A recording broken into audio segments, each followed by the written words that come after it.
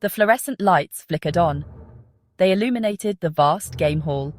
A sea of green tracksuits filled the space. The air hung heavy with fear and anticipation.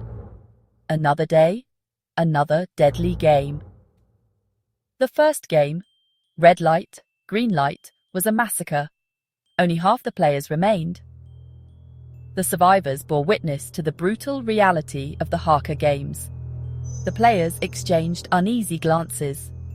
Whispers, like a rustling wind, swept through the crowd. Each player carried the weight of their desperation. They yearned for freedom, for a life beyond this nightmare.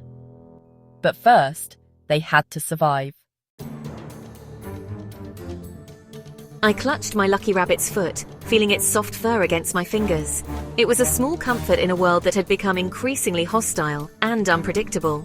This little charm had been with me through thick and thin, a silent witness to my struggles and triumphs. I'm young, barely a man, with wide, fearful eyes that betray my inexperience. The world around me is a maze of dangers, each turn more treacherous than the last. My heart races as I try to navigate this perilous path, knowing that one wrong move could be my last. I survived the first game by sheer luck, a twist of fate that spared me from a grim end. The memory of that narrow escape still haunts me, a constant reminder of how fragile my existence is. Each breath I take feels like borrowed time, a fleeting gift that could be snatched away at any moment. I know I can't rely on luck again. The odds are stacked against me, and I need to be smarter, more cunning. I spend countless hours contemplating my next move, trying to anticipate every possible outcome. The stakes are too high for mistakes, and I can't afford to leave anything to chance. I need a plan, a way to outsmart the game. My mind races with strategies, each one more complex than the last. I analyze every detail, every nuance, searching for the key to victory. It's a mental chess game, and I must be several moves ahead if I hope to survive. I exude an icy confidence, a facade that masks the turmoil within. In this high-stakes environment, showing any sign of weakness could be fatal. I project an aura of calm and control, even as my mind races with calculations and contingencies. My eyes, sharp as a hawk's, scan the room, searching for weaknesses. I observe every competitor, noting their strengths and vulnerabilities. Each glance is a data point, a piece of the puzzle that I must solve to gain the upper hand. In this game, knowledge is power, and I intend to wield it ruthlessly. I've already decided I won't play fair. The rules are merely suggestions, boundaries to be bent and broken. My cunning is my greatest weapon, and I will use it to manipulate and deceive. In this arena, morality is a luxury I can't afford. I'll do whatever it takes to win. The prize is too valuable, the consequences of failure too dire. My determination is unyielding, a fire that burns within me.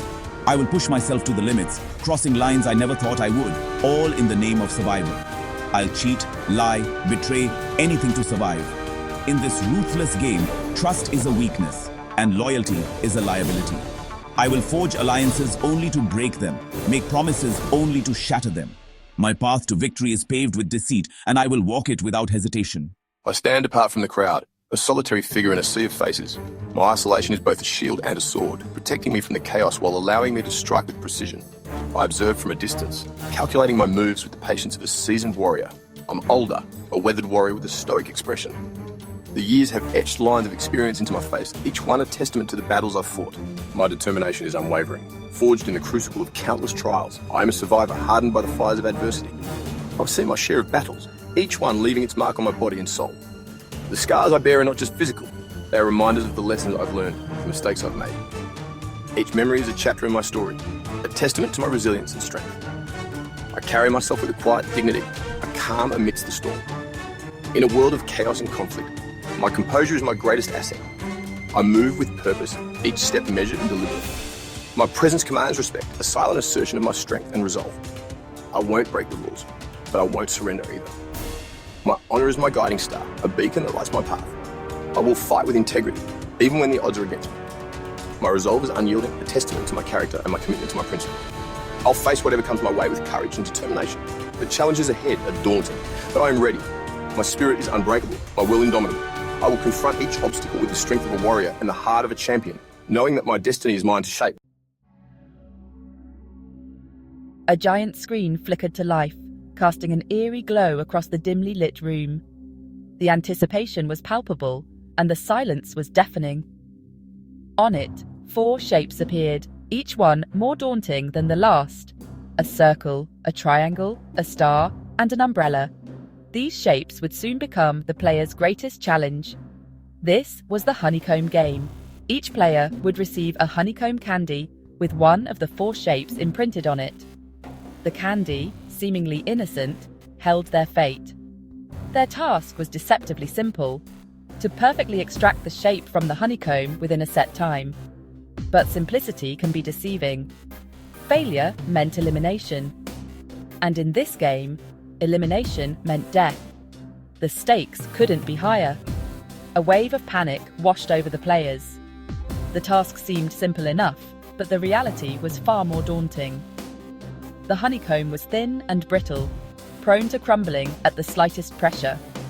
One wrong move, and it would shatter. The pressure was immense. The clock was ticking, each second a reminder of their dwindling time. Lives hung in the balance, and the tension was unbearable. The guards, faceless and merciless in their red jumpsuits, distributed the honeycombs with mechanical precision. Their presence added to the players' anxiety. A hush fell over the room. The air crackled with tension, every player acutely aware of the gravity of the situation. The players held their breath, their eyes glued to their candy. The game had begun, and there was no turning back. Each player knew that their life depended on their precision and patience. Beads of sweat formed on their foreheads as they carefully traced the outlines of their shapes. Every movement was calculated, every breath measured. Some used needles, delicately working to free the shape without breaking the fragile candy. Others tried different methods, each one fraught with risk. One player, in a desperate bid, began to lick the honeycomb, hoping the moisture would make it easier to extract the shape. It was a gamble, but in this game, every second counted. Hands trembled and hearts raced. The room was a cauldron of fear and determination. Each player was locked in a battle with their own nerves. Triumph and despair played out in equal measure. Some managed to extract their shapes perfectly, a look of relief washing over their faces. Others were not so fortunate. The brittle candy shattered, sealing their fate. The sound of breaking honeycomb was a death knell. The guards moved in swiftly, escorting the eliminated players away. Their expressions hidden, their actions swift and final. For those still in the game, the challenge continued. Determination etched on their faces, they pressed on, knowing that their lives depended on their success. The room was a tableau of human emotion, a silent testament to the high stakes of the Honeycomb Challenge. Each player, a story of hope, fear, and unyielding resolve. As the final seconds ticked away, the tension reached its peak. The outcome of the game hung in the balance, and the players braced themselves for the final verdict. For some, relief. For others, despair. The Honeycomb Challenge was a test of more than just skill. It was a test of will, courage, and the human spirit. Cute Star stared at his honeycomb, a circle. The easiest shape, he thought. He had seen others struggle with more complex shapes, but he felt a small sense of relief. This was his chance to prove himself, to show that he could handle the pressure. The circle seemed simple enough, but he knew that even the smallest mistake could be disastrous. He had to be careful, precise, and above all, calm. He picked at the edge with trembling fingers. The honeycomb crumbled. Panic surged through him. His heart raced as he saw the delicate structure begin to fall apart. He had to regain control, but his hands wouldn't stop shaking.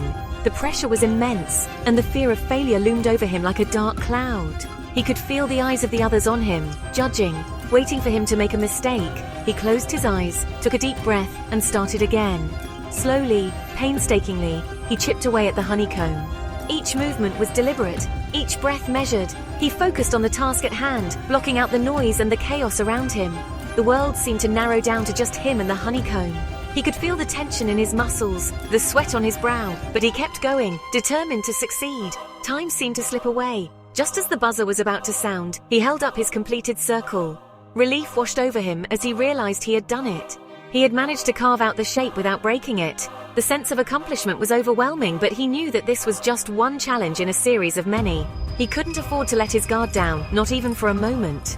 He had survived, but only just. The exhaustion was evident on his face, but so was the relief.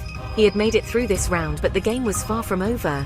He knew that the next challenge could be even more difficult, and he had to be ready for anything. The stakes were high, and the consequences of failure were dire. But for now, he allowed himself a moment of respite, a brief pause to gather his strength. Lukman smirked. He had no intention of playing fair. He had noticed a small, sharp object on the floor, likely dropped by a guard. His eyes gleamed with cunning as he bent down to pick it up. This was his opportunity to gain an advantage, to ensure his survival by any means necessary. He knew that in this game, there were no rules, only the will to survive, and he was willing to do whatever it took. He discreetly picked it up. With quick, precise movements, he carved out the star shape from his honeycomb. The sharp object made the task significantly easier, allowing him to work with a level of precision that would have been impossible otherwise. He felt a surge of confidence as he saw the shape taking form. He was playing a dangerous game, but he was good at it. He knew how to bend the rules to his advantage. Cheating was risky, but in this game, survival was all that mattered. He glanced around nervously, making sure no one had noticed his actions. The tension was palpable, but he thrived on it. The thrill of outsmarting the others, of finding a way to beat the system, was exhilarating. He knew that if he was caught, the consequences would be severe. But the risk was worth it. In this high-stakes game, he was determined to come out on top, no matter the cost.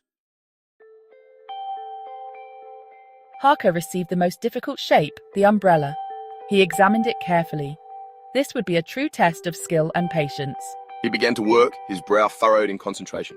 He licked the back of the honeycomb, using his saliva to soften it. He worked slowly and methodically, his fingers moving with a surgeon's precision. The other players watched in awe and fear. Haka was a master craftsman. They whispered among themselves, calling him the Umbrella Man. He became a symbol of hope, a beacon of resilience in the face of overwhelming odds. As the clock ticked down, the tension in the room reached fever pitch. Cries of frustration and despair echoed through the hall. Honeycomb shards littered the floor like shattered dreams. The guards, emotionless and efficient, moved among the players, their guns at the ready. The air grew thick with the smell of fear and sugar. When the buzzer finally sounded, 120 players remained. 120 players had failed. The guards wasted no time. The sound of gunshots filled the air, each shot a final, brutal punctuation mark. The stench of gunpowder mingled with the sweet aroma of honeycomb, a grotesque testament to the game's cruelty. The survivors stood in stunned silence. They had witnessed unimaginable horror. They had tasted their own mortality. But they were alive, for now. The giant screen flickered back to life. A message, stark and chilling, appeared. Congratulations. You have survived, for now. Prepare yourselves. The games are not over. The screen went dark. The fluorescent lights hummed in the silence. The players stood frozen, their faces pale, their eyes haunted. The Haka games were far from over. The nightmare continued.